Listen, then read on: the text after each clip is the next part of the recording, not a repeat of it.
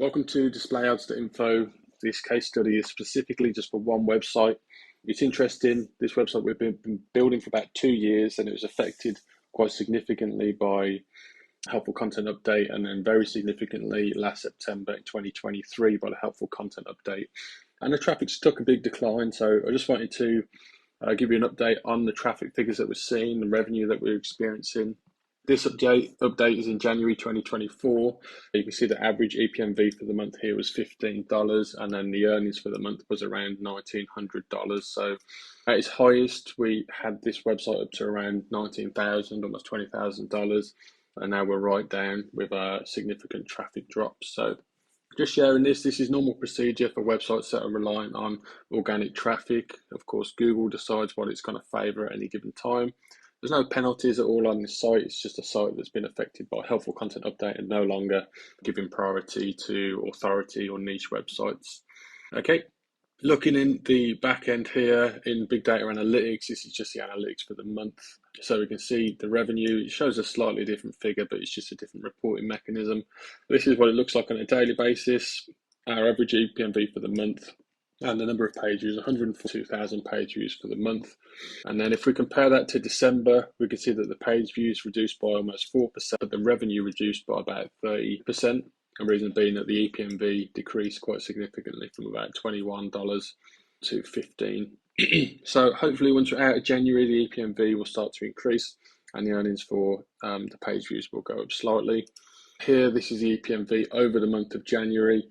Just to give you an idea of where it's at. It's relatively stable, but it's still a lower figure than we genuinely would expect.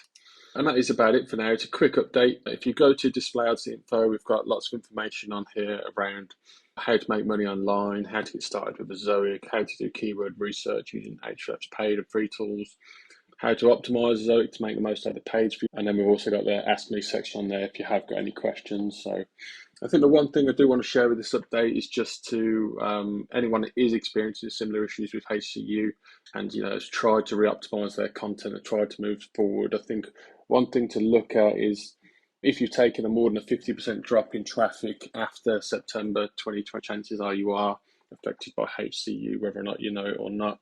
But Google is no longer favoring kind of small niche sites. Instead, they're kind of going to user-generated content such as forums or such as Reddit. So one thing that we have tried creating with this case study website is building some WordPress-based Q&A content, so question and answer content using question answer schema where people can ask questions and we can answer them with a hope that it would start to rank well with organic search using user-generated content, but that didn't work well.